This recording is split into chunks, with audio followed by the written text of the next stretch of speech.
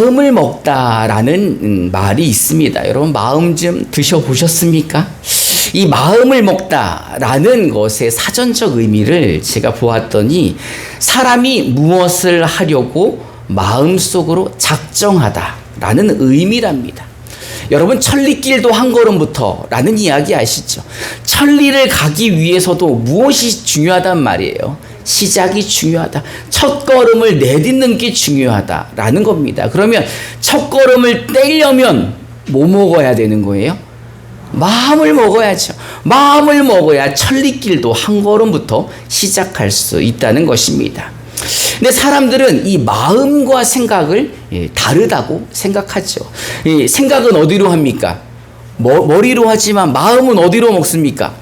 마음으로 먹는다 생각을 하는 거예요. 사실은 뇌과학자들이 보면 조금 우습기도 하죠. 다 여기서 이루어지는 건데. 하지만 마음이라는 것은 생각뿐만이 아니라 우리의 인지와 기억과 감정과 의지와 그 여러 가지들이 섞여 있는 복합체가 마음이라는 거예요. 그래서 마음을 먹다라고 표현하면 그 사람 생각뿐만 아니라 그 사람이 가지고 있는 감정과 의지와 그 모든 것들이 포함되어 있다라는 뜻이죠. 그래서 생각보다 우리의 마음을 더 중요하게 여기는 겁니다. 오늘 말씀 제목은 조금 낯설죠. 메타노이아. 이 메타노이아라는 이 단어는 회개라는 말입니다. 회개라고 하는 말인데 메타노이아는 헬라어 원어입니다. 이 그냥 회개는 도덕적인 회심이라고 생각하지만 이 원어를 보면 조금 우리의 생각을 다르게 합니다. 이 메타노이아라는 이 헬라어는 메타와 노이아가 섞여진 합성어입니다.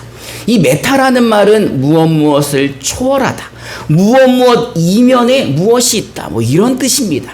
그럼 노이아라는 말은 마음이고 생각이라는 단어입니다. 그래서 메타노이아, 이 회개란 말을 원어적으로 좀 풀어보면 마음을 돌이키다라는 뜻으로 해석할 수가 있는 것입니다. 사람의 생각과 사람의 인지와 기억과 감정과 의식과 습관과 태도와 삶의 전 인격적인 그 의식을 돌이켜서 돌이키는 것, 그것이 회개라는 겁니다. 이제 우리가 오늘 보는 이 본문의 말씀은 이사야서입니다.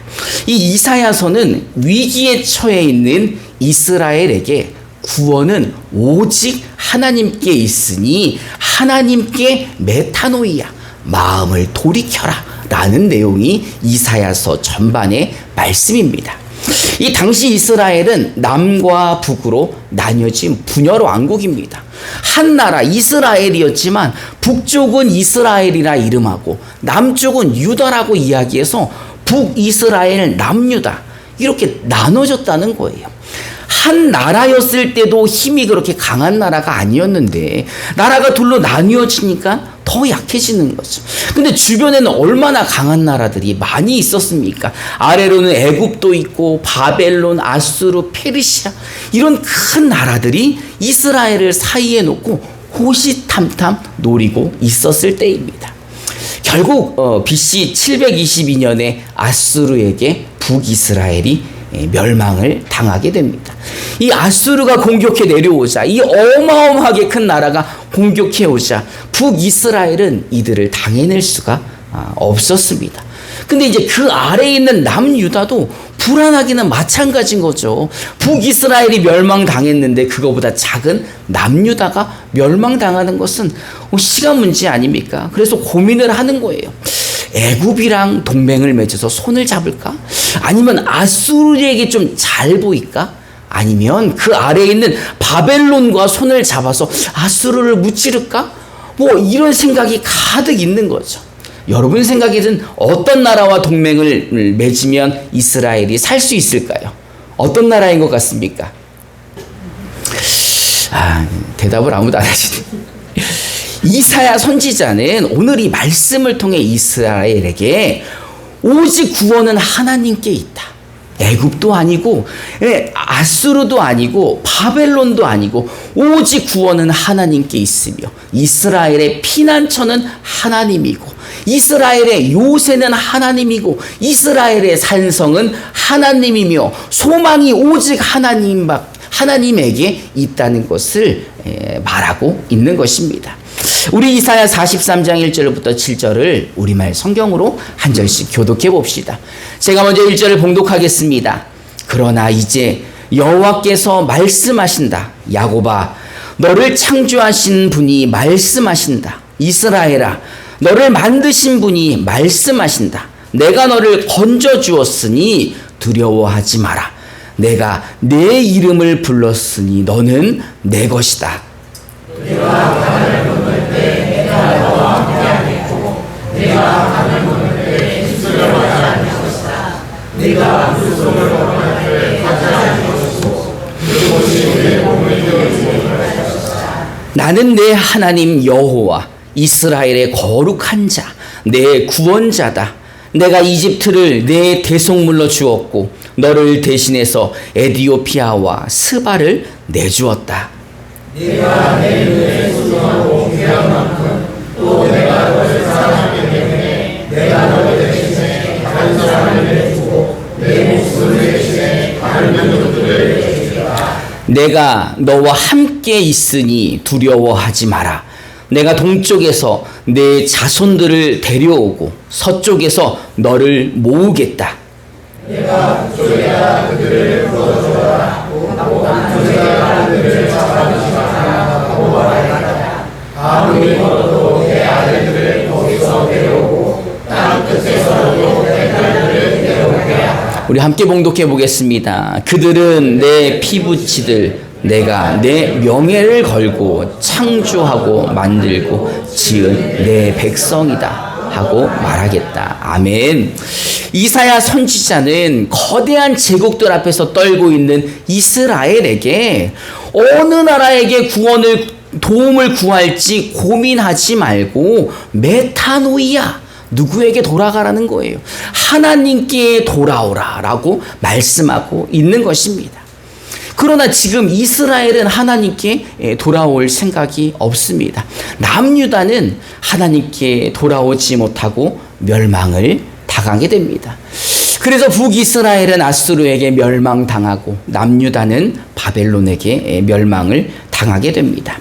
사실 이 이스라엘이라는 이름은 이삭의 아들 야곱의 새 이름입니다. 하나님은 야곱이라는 이름을 이스라엘로 바꿔주셨죠. 이스라엘이라는 이름의 뜻이 무엇입니까? 하나님과 겨루어 이겼다라는 뜻입니다. 여러분, 하나님과 겨루어서 이기는 사람이 있습니까? 없죠. 근데 왜 이런 이름을 지어주셨습니까? 하나님을 이겨 먹으려던 사람이 누구라는 거예요? 야곱이라는 거예요. 하나님을 이겨 먹으려던, 하나님과 겨루어 그래 네가 이겼다 임마. 이게 이스라엘이라는 거예요. 그는 어떤 사람입니까? 야곱은 엄마 뱃속에서부터 형 에서와 싸웠던 사람 아닙니까? 태중에서 그 갓난아이가 엄마 뱃속에서 먼저 나가겠다고 막 싸웠던 거예요. 그래서 형 에서가 먼저 나가자 이 동생 야곱이 어떻게 합니까?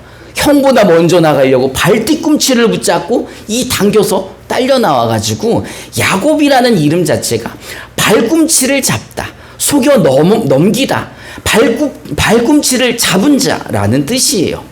이 야곱이란 이름 자체가 갓난 아기가 뱃속에서부터 형이랑 싸우는 캐릭터라는 그 이름의 뜻을 가지고 있는 거예요.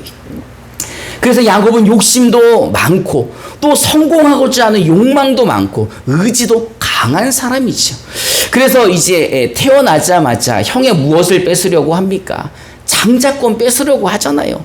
내가 형이 되고 싶어가지고 맨날 그 생각만 하다가 팥죽을 좋아하는 형에게 사기칠 생각을 하는 거죠. 일명하여 팥죽 피싱 들어는 보셨습니까?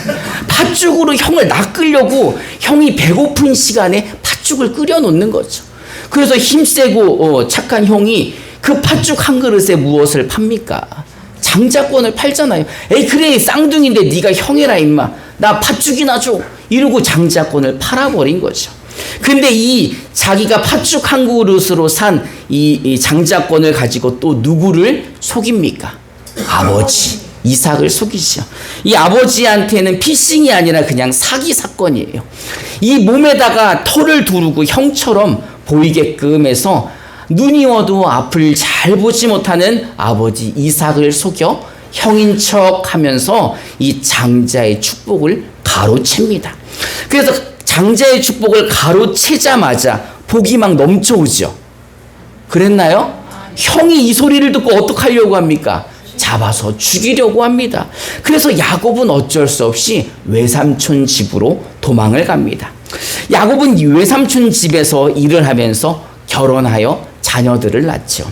한 20년 정도 사는데 그동안의 아내가 4명입니다. 아들을 12이나 낳았고 딸을 1명을 낳았죠. 근데 이 욕망 덩어리, 욕심이 가득한 야곱은 그곳에서도 외삼촌과 친하게 지내지 못하고 안 좋은 일로 인하여 어떻게 됩니까? 도망을 갑니다. 이제 어디로 도망을 가요? 고향으로 도망을 가는데 고향에는 누가 지키고 있어요? 화가 나 있는 장자의 축복을 뺏긴 형이 기다리고 있는 거죠. 그래도 어찌됐던 이 고향으로 돌아가는데 외삼촌의 2딸과 또 그 2여종과 12명의 자녀와 1명의 딸과 많은 재산을 가지고 내려가니 여러분 부자면 된 거 아닙니까? 다 속으로는 인정하시면서 겉으로 모르는 척 하시는 거죠. 어쨌든 부자가 돼서 고향으로 귀향을 가는 거예요. 근데도 형이 기다리고 있으니 두려운 거죠. 그래서 어떻게 합니까? 재산을 먼저 보내고 종들을 먼저 보내고 양떼와 그 소떼를 먼저 보내고 그 다음에 가족들을 다 보내고 마지막 자기는 혼자 야복강에 남아서 어떻게 됐는지를 기다리고 있죠. 여러분 그게 성공이라고 생각하십니까? 형 에서에게 사기쳐서 장자의 축복을 가로채고 아버지에게 사기쳐가지고 또 축복을 받아내고 외삼촌 라반의 집에서 20년 동안 있던 그 외삼촌과 원수가 되어서 거기서 또 도둑놈처럼 도망 나와서 고향에 내려갔더니 원수인 형이 기다리고 있어서 너무 두려워 재산을 앞으로 보내고 가족을 먼저 보내고 야복강 앞에서 이 떨고 있는 이 돈만 많은 그 야곱이 여러분 성공했다고 생각하십니까? 야곱은 거기서 하나님의 천사를 만납니다. 그런데 성향상 이 태어나기 전서부터 싸움꾼이던 야곱은 누구와도 싸웁니까? 천사랑도 싸웁니다. 그러다가 어디가 부러져요? 환도뼈가 부러지지 않습니까? 이 환도뼈는 이 고관절에서 대퇴골이 어긋난 게 이 환도뼈입니다. 그래서 그래서 이제 새로 이름을 얻는 거죠. 이스라엘이라고. 이 환도뼈가 어긋나면서 그 다리를 절게 되면서 얻은 이름이 이스라엘. 하나님과 싸워서 얘다 네가 이겼다 라는 이름을 받은 거예요. 우리 창세기 32장 24절부터 31절까지 우리말 성경으로 한 절씩 교독해 봅시다. 제가 24절을 먼저 봉독합니다. 그리고 야곱은 홀로 남아 있었는데 어떤 사람이 나타나 동틀 때까지 야곱과 씨름을 했습니다. 그 사람이 자기가 야곱을 이기지 못한 것을 알고 야곱의 쳤습니다. 야곱이 그 사람과 씨름을 하자니 야곱의 몸이 뼈가 뭉클하게 됐습니다. 그 사람이 말했습니다. 돈이 텄으니 나를 보내주어라. 야곱이 대답했습니다. 저를 축복하지 않으시면 못 갑니다. 그 사람이 물었습니다. 내 이름이 무엇이냐? 그가 대답했습니다. 야곱입니다. 그 사람이 말했습니다. 이제 내 이름은 더 이상 야곱이 아니라 이스라엘이다.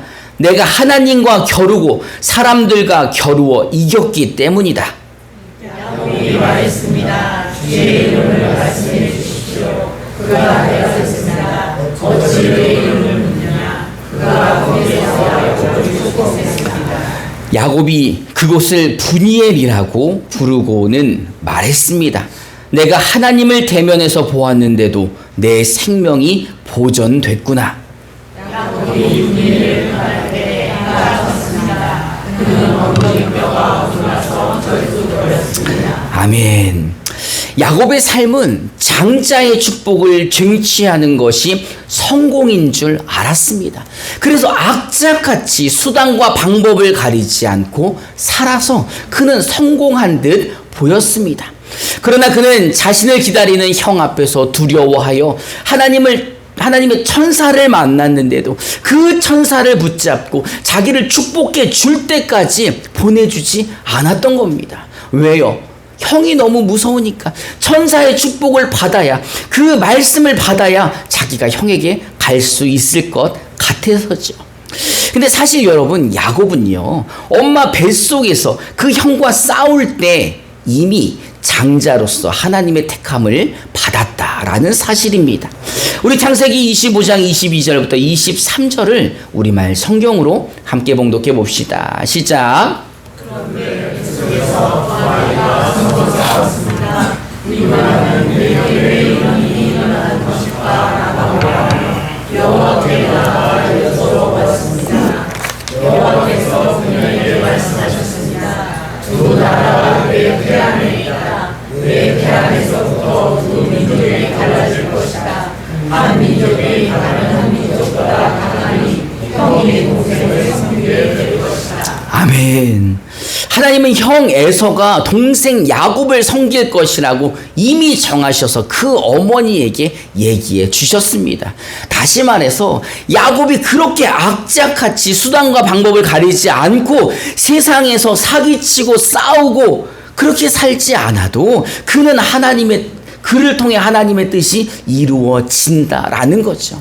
그런데도 하나님을 이겨 먹으려고 자기의 욕심과 욕망으로 그렇게 살았던 야곱을 하나님은 불쌍히 여기시고 그를 사랑하시어서 그의 허물과 죄를 덮어주시고 그를 통하여 하나님의 뜻을 선하게 이루셨다는 것입니다. 하나님은 그런 야곱에게 이스라엘이라는 자랑스러운 이름을 주셨어요. 그래 네가 하나님과 싸워서 이겼다 라는 이름을 주셨어요. 그리고 그 이름이 그 나라의 이름이 되게 하셨죠. 그리고 그 12아들들이 그 나라의 12지파의 조상이 되는 축복을 허락해 주시고 그 가족들이, 그 야곱의 모든 민족이 하나님의 백성이 되었다는 것입니다. 이제 이사야 선지자는 이런 하나님의 백성들, 이스라엘 백성들에게 이 메타노이아, 너희 마음을 하나님께 돌이켜라. 구원은 이 세상에 있는 것이 아니라, 구원은 그 열강들에게 있는 것이 아니라 오직 구원은 누구에게 있다는 겁니까? 하나님에게 있다는 것을 선포하고 있는 것입니다. 우리 이사야 43장 1절부터 2절을 우리말 성경으로 다시 한번 봉독해 봅시다. 시작. 그러나 이제 여호와께서 말씀하신다. 야곱아, 너를 창조하신 분이 말씀하신다. 이스라엘아, 너를 만드신 분이 말씀하신다. 내가 너를 건져주었으니 두려워하지 마라. 내 이름을 불렀으니 너는 내 것이다. 내가 바다를 건널 때 내가 너와 함께 하겠고 내가 강을 건널 때 휩쓸려 가지 않을 것이다. 내가 불 속을 걸어갈 때 타지 않을 것이고 불꽃이 내 몸을 태우지 못할 것이다. 아멘. 지금 말씀하시는 분이 누구십니까? 천지를 창조하신 그 하나님이 이스라엘아, 내가 네 하나님이야. 너는 내 것이다. 내가 만들었다. 그러니 여러분, 하나님의 백성을 누가 건드릴 수 있습니까? 지금 이사야 선지자를 통해 하나님이 이스라엘아, 네가 바다를 건널 때도 내가 함께 할 것이며 네가 강을 건널 때도 휩쓸려 가지 않도록 내가 너를 지켜줄 것이며 네가 불 속을 걸어가도 타지 않도록 불꽃이 너를 태우지 못하도록 내가 너를 보호하겠다라고 말씀하고 계시는 겁니다. 그런데도 이스라엘은 메타노이아, 하나님께 마음을 돌리지 않고 누구에게 갔다는 거예요? 세상 열강에게 손을 뻗쳐서 그들에게 도움을 청했다는 겁니다. 그는 마음을 돌이키지 않았어요. 세상으로 향한 그 마음을 하나님께 돌이키지 않고 그 거대한 나라들을 의지했을 때 그 큰 나라가 다른 큰 나라에게 멸망당하고 그 큰 나라가 또 다른 나라에게 멸망당할 때 남유다도 멸망당했다는 겁니다. 북이스라엘이 아수르에게 멸망당했지만 그 아수르는 바벨론에게 멸망당하고 그 바벨론에게 남유다도 멸망당하게 된 것입니다. 메타노이아, 하나님께 마음을 돌리지 않은, 온전한 회개를 하지 않은 이스라엘은 다 멸망당했다는 것입니다. 그러나 하나님은 이 멸망당한 이스라엘을 통하여 구원자 메시아를 우리에게 보내주셨다는 겁니다. 그분이 누구이십니까? 바로 예수 그리스도이십니다. 우리 요한일서 4장 15절부터 17절을 우리말 성경으로 한 절씩 교독해 봅시다. 제가 먼저 15절을 봉독합니다. 만일 누구든지 예수를 하나님의 아들이라고 고백하면 하나님께서 그 사람 안에 계시고 그 사람도 하나님 안에 있습니다. 우리는 우리를 위한 하나님의 사랑을 알고 또한 믿었습니다. 하나님은 사랑이십니다. 누구든지 그 사랑 안에 거하는 사람은 하나님 안에 있고 하나님도 그 사람 안에 계십니다. 우리 함께 17절을 봉독해 봅시다. 이렇게 하나님의 사랑이 우리 안에서 온전히 완성되면 우리는 심판날에 담대함을 갖게 될 것입니다. 이는 그리스도께서 이 세상에서 사신 것처럼 우리도 이 세상에서 그렇게 행하기 때문인 것입니다. 아멘. 하나님은요, 예수를 하나님의 아들이라고 인정하는 사람, 그렇게 고백하는 사람에게 함께 하시겠다라고 말씀하고 계십니다. 이 말씀은 예수를 믿어 예수가 하나님의 아들이라는 것을 믿는 자들에게 구원을 허락하시고 그들을 하나님 자녀 삼아 주시겠다라는 뜻입니다. 할렐루야. 메타노이아. 여러분, 여러분의 마음을 세상에서 하나님께 돌려야 합니다. 여러분, 하나님의 자녀 맞으십니까? 그런데 왜 아직도 그 마음이 세상을 향하고 계십니까? 그런데 왜 아직도 여러분들은 세상에서 성공하기를 바라며 아직도 세상이 여러분들을 성공으로 인도할 거라고 믿고 계십니까? 여러분, 세상에 영원한 것이 있습니까? 있네, 있어. 대답하는 거 보니까. 여러분, 세상에 영원한 것 있다고 생각하십니까? 제가 이제 얼마 전에 부모님의 유골이 있는 그 국립현충원을 다녀왔습니다. 사실 평생 저와 함께 하실 것 같은, 절대 돌아가시지 않을 것 같은 우리 부모님이 두 분 다 돌아가셨습니다. 사실 그런데 피할 수 없는 건 무엇입니까? 우리도 언젠가는 저 자리에 간다는 것입니다. 저도 저 길을 따라 지금 가고 있다는 것입니다. 우리 어머니 아버지가 돌아가신 그 나이를 계산해서 평균을 내보면 저도 이제 20년이 안 남은 삶을 살고 있는 거죠. 언제가 될지는 모르지만 그 언젠가 그 죽음을 우리는 피할 수 없다는 것입니다. 그런데도 왜 두렵지 않고 왜 그런데도 슬프지 않습니까? 왜냐하면 저에게는 돌아갈 곳이 있기 때문입니다. 그곳에 우리 부모님이 먼저 가 계시기에 저는 슬프지 않고 너무 감사합니다. 먼저 떠난 우리 교우들이 다 그곳에 있기 때문에 저는 천국이 기대가 됩니다. 여러분, 기대되십니까? 아멘 소리가 작네. 여러분, 저는 천국이 너무 기대됩니다. 여러분 천국에 들어가실 수 있으십니까? 왜 이렇게 목소리가 작으세요, 우리 임마누엘 교회에서? 여러분, 천국에 들어가실 수 있으십니까? 네. 여러분, 아버지 집에는 누가 마음대로 들어갈 수 있습니까? 자녀가 들어갈 수 있죠. 예를 들어 우리 아버지가 LH 아파트에 살고 계시는데 들어갈 때 지문 검색하고 신분증 내놓고 피 검사하고 3일 뒤에 들어가는 사람 있어요, 없어요? 없어요. 우리 아버지 집이라면 그냥 열쇠가 없어도 두드리면 되죠. 아버지, 저 왔어요. 그럼 아버지가 그 아들의 이름을 기억합니까? 못합니까? 다른 사람은 몰라도 부모는 그 자녀의 소리를 알 수 있는 거죠. 여러분, 천국은 하나님의 자녀들이 들어갈 수 있는 곳입니다. 여러분, 세상에는요, 구원이 없습니다. 여러분, 세상에는요, 영원한 것이 없습니다. 여러분이 영원하다고 생각하는 그 돈이 여러분들을 영원히 지켜줄 수 없습니다.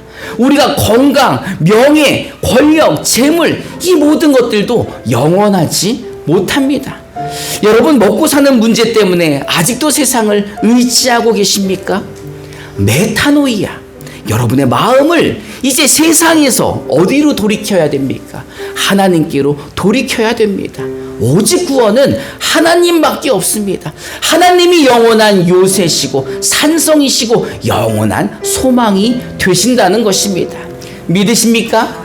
여러분, 하나님은 다른 길을 주지 않으셨습니다. 오직 예수만이 아버지께로 갈 수 있는 길이고 진리고 생명이라는 것입니다. 할렐루야. 메타노이아. 이제 여러분들의 마음을 세상에서 하나님께 돌이키시기 바랍니다. 그래서 하나님이 주시는 그 자녀된 축복을 받아 누리시기를 주님의 이름으로 축원합니다. 이 시간 우리 함께 찬송하고 기도하는 시간 갖도록 하겠습니다.